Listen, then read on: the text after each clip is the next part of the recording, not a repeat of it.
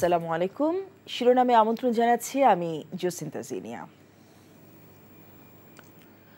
আকস্মিক বন্যায় ফেনী সহ ১২ জেলার অনেক এলাকা এখনও যোগাযোগ বিচ্ছিন্ন। কয়েকটি জেলায় পানি কমলেও বন্যা পরিস্থিতির উন্নতি হয়নি। এরই মধ্যে নতুন নতুন এলাকা প্লাবিত হওয়ার খবর পাওয়া গেছে। সবচেয়ে খারাপ অবস্থা ফেনীর। শহরের সঙ্গে ৬ উপজেলায় যোগাযোগ বিচ্ছিন্ন হয়ে পড়েছে।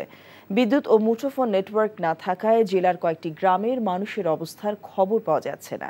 এসব এলাকার অনেকে আশ্রয় নিয়েছে বাড়ির ছাদে।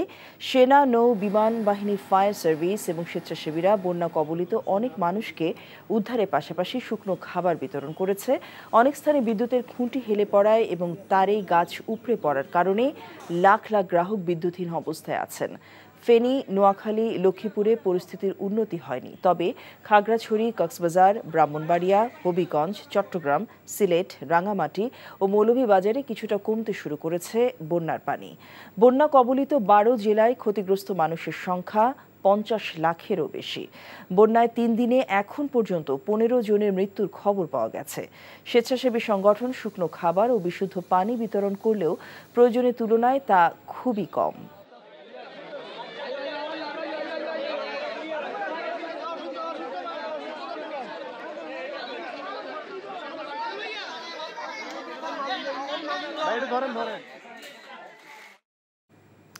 নোয়াখালী চৌমুহনী থেকে বন্যার সবশেষ জানিয়েছেন আমাদের সিনিয়র করেসপন্ডেন্ট নিয়ামুল আজিজ সাদেক। দাঁড়িয়ে আছি বেগমগঞ্জের বিসিক শিল্পনগরী এলাকায়, যেখানে অসংখ্য মানুষ এই পানিবন্দী হওয়ার কারণে দুর্ভোগে পড়েছেন। সেখানে বৃদ্ধরা রয়েছেন, নারীরা রয়েছেন এবং অন্যান্য যে মানুষগুলো আছেন তাদের প্রায় প্রত্যেকটি ঘরে কিন্তু কোমর সমান পানি উঠে গেছে, যে কারণে সেখানে খাদ্যের সংকট আছে। সেখানে অন্যান্য যে নিত্য প্রয়োজনীয় যে পণ্যগুলো আছে সেগুলোর সংকট আছে। কিছুক্ষণ আগে আমরা কথা বলেছিলাম কয়েকজনের সঙ্গে, তারা বলেছেন তারা ছাদে গিয়ে রান্না করছেন। একই সঙ্গে তাদের যে ছোট ছোট বাচ্চা বা নারীরা রয়েছেন তাদেরকে শহরমুখী নিয়ে যাওয়া হয়েছে। এই কারণে এই জায়গাগুলোতে কয়েকটি ফ্যাক্টরি আছে, ওই ফ্যাক্টরি পুরোটাই পানি ভরে গেছে, যেখানে শ্রমিকরা কাজ করতে পারছেন না এবং তাদের অবর্ণনীয় দুর্ভোগগুলো আপনি নিশ্চয়ই ক্যামেরার চোখে কিছুটা হলে দেখতে পাচ্ছেন। এবং এখানে কয়েকটি ফ্যাক্টরি রয়েছে, কয়েকটি বেকারি রয়েছে, সেই বেকারির পণ্যগুলো এভাবে নিয়ে আসা হচ্ছে।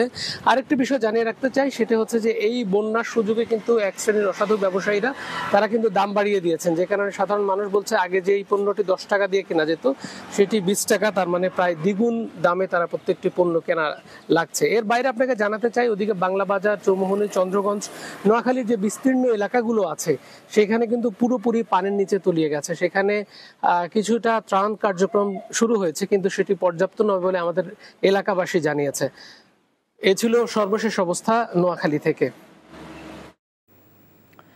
দেশের অন্যতম সেচ প্রকল্প চাঁদপুরে মতলব উত্তর উপজেলার মেঘনা ধনাগুদা বাঁধের ক্ষতিগ্রস্ত অংশগুলো মেরামত কাজ করেছে স্থানীয় স্বেচ্ছাসেবী সংগঠনের সদস্য ও রাজনৈতিক দলের নেতাকর্মীরা।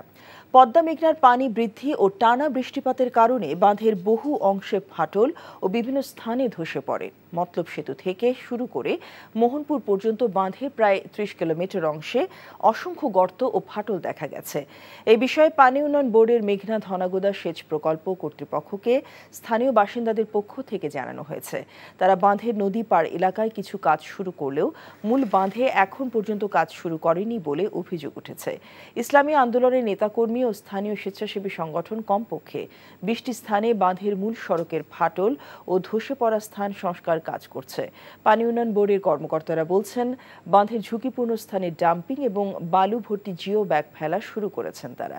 এখন পর্যন্ত বাঁধ ঝুঁকিমুক্ত রয়েছে। শুক্রবার রাতে ভারতে পালানোর সময় বিজিবির হাতে আটক হন বিতর্কিত সাবেক বিচারপতি AHM শামসুদ্দিন চৌধুরী মানিক। রাত 10টার দিকে সিলেটের কানাইঘাট উপজেলার সীমান্তবর্তী ডনা এলাকা থেকে তাকে বাংলাদেশ সীমান্ত রক্ষী বাহিনী বিজিবি আটক করে। আজ দুপুরের পর তাকে আদালতে হাজির করা হতে পারে বলে জানিয়েছেন সিলেট জেলা পুলিশ। বিচারক জীবন এমনকি অবসরে গিয়েও নানা বিতর্কিত কর্মকাণ্ডে তিনি সবসময় ছিলেন আলোচিত, সমালোচিত। রিপোর্ট করছেন ফাহাদ মোহাম্মদ। আচ্ছা, ঠিক আছে। পয়সা আমি দেব, আমার ভাই বোন দেবে, আমি দেব। আমাদের পয়সার কোনো প্রয়োজন নেই, ঠিক আছে। আপনি যদি সেফটি মানে ফালতু লোক 2 টাকা এগো না, ফালতু লোক। আমি এই দেশে এত কষ্ট করে এসেছি কি বাংলাদেশে ফেরত দেওয়ার জন্য? জি না, জানে না। আচ্ছা, ঠিক আছে। দুই ব্যক্তি সহায়তায় চুক্তির মাধ্যমে সুপ্রিম কোর্টের অবসরপ্রাপ্ত বিচারপতি AHM শামসুদ্দিন চৌধুরী মানিক ভারতে পালিয়ে যাওয়ার চেষ্টা করছিলেন। এই সময় তাকে চিনে ফেলে স্থানীয়রা। পরে তারা সিলেটের কানাইঘাটের ডনা সীমান্তের বিজিবি ক্যাম্প সদস্যদের হাতে তুলে দেন শামসুদ্দিন মানিককে। 40,000 টাকা ছিল। কালকে যে দুজন টাকা নিছে ওদের কাছে কত টাকা ছিল? 60-70 লাখ। আচ্ছা 60-70 লাখ। আচ্ছা নিয়ে গেছে। নৌকালাও সাথে নিয়ে নিছে? নৌকালা এবং ওই লোক দুইজন সাথে একসাথে নিছে? না, ওই দুই ছোকরা নিছে।